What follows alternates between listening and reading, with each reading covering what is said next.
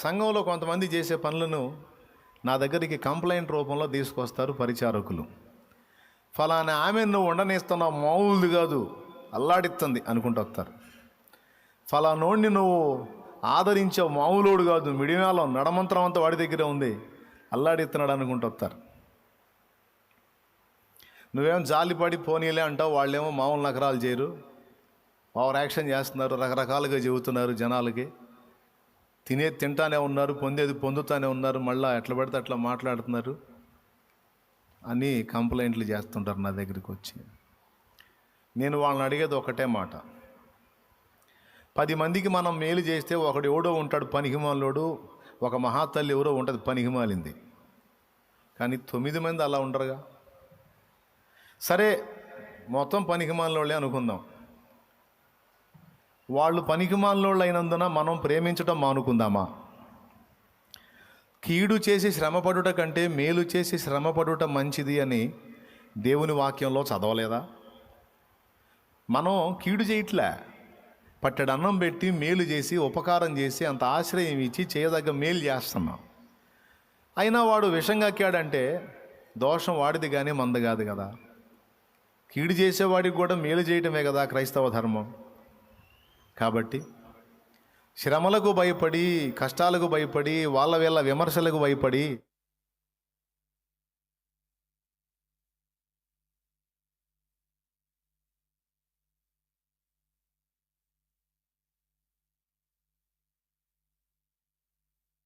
వస్తాయని ప్రేమించటం మానేస్తే దేవుడు ఉండడు అక్కడ.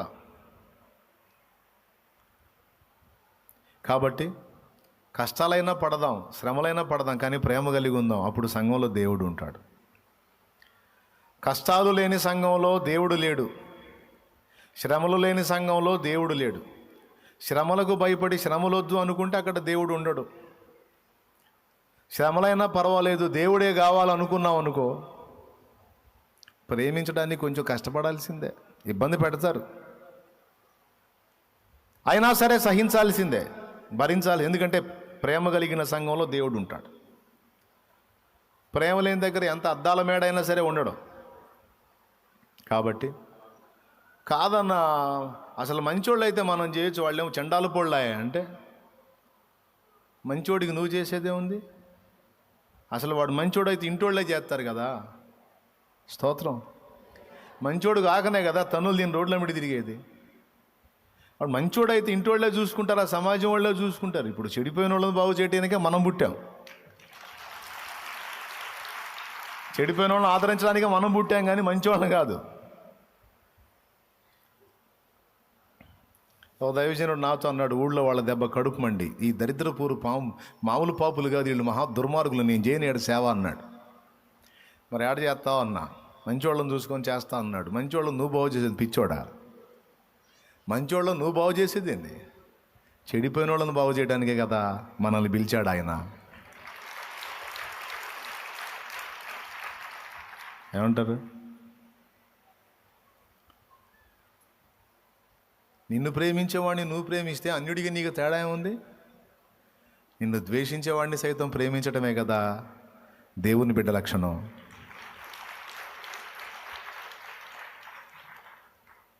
పాయింటా కాదా? రైట్. మరి ఇప్పుడు ద్వేషించేవాడిని ప్రేమించాలంటే ఎట్ట కుదిరిద్దండి?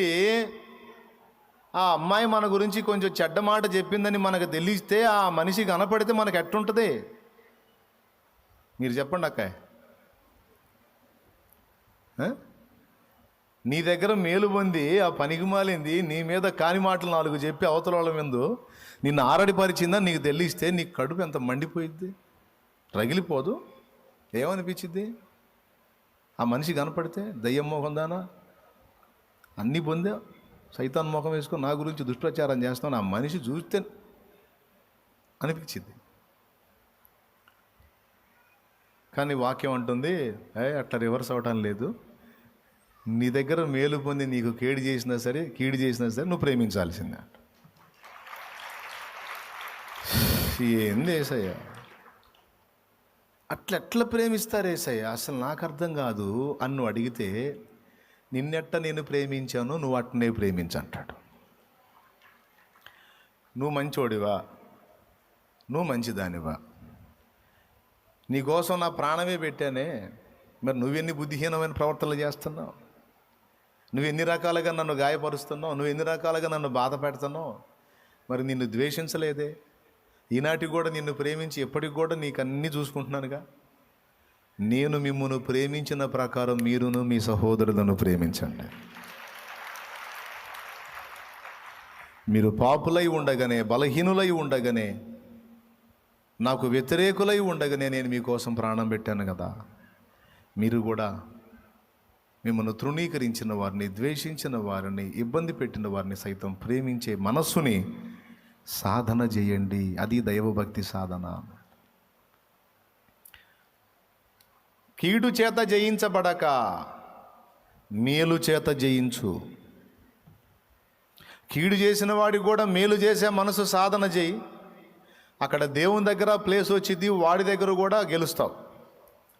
ఎందుకంటే నాకు ఇంత మేలు చేస్తే నేను వాళ్ళ కీడు చేశాను, అయినా సరే నాకు మళ్ళీ మేలే చేశారు, నేనే తేడా కానీ వాళ్ళు తేడా కాదని అండర్స్టాండింగ్ ఒకనాటికి వాడు వస్తాడు. గెలువు అంటాడు. కాబట్టి ప్రేమ కలిగి ఉండటం అనేది చిన్న విషయం కాదండి. ఈ ప్రేమను గురించి ఎన్ని మాటలు చెప్పాడు అనుకున్నా అసలు. ఇక్కడేమో ప్రేమ కలిగి ఉండటం చిన్న విషయం కాదు, కొంచెం కష్టపడాలి అని చెప్పాడు. కొంచెం కాదు, గట్టిగానే. ఎందుకు కష్టమో చెప్పా. నచ్చని మనిషితో మాట్లాడబుద్ధి కాదు, కానీ ఆయన అంటాడు నువ్వు మాట్లాడు అంటాడు. ఏంది ప్రభా మాట్లాడేది? ఆ మనిషిని చూస్తుంటే నాకు నోరు మూసుకొని మాట్లాడు, ఓవర్ యాక్షన్ చేయవాగు, నిన్ను చేర్చుకోవాలా నేను బా అంటాడు. కష్టమో నిష్ఠూరమో చేసేది ఏముంది, చేయాలంతే. దేవుడు చెప్పాడు చేయాలంతే. మళ్ళీ నువ్వు దేవుడు చెప్పాడని యాక్షన్గా వదనాలు బ్రదరా, వదనాలు లెక్కయ్య అంటే పట్టుకో, అక్కడ కేసు రాస్తాడు. ఏందా మొహం, ఏందా మొహం? పరిశుద్ధాత్మ స్పర్శ కలిగినోడికి అర్థమైంది ఇది.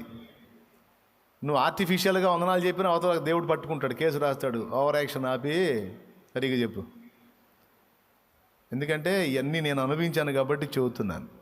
పరిశుద్ధాత్మ స్వరం వినే మనసు ఉన్నవాడికి ఇది అర్థమైద్ది. నువ్వు ఆర్టిఫిషియల్గా అవతల వాడిని పలకరించినా సరే కేసు రాస్తాడు. సరిగ్గా చెప్పండి. ఎక్కడ బ్యాలెన్స్ తప్పినా ఒప్పుకోడు. సో ప్రేమ కలిగి ఉండటానికి కష్టపడాలి, ఇష్టపడాలి.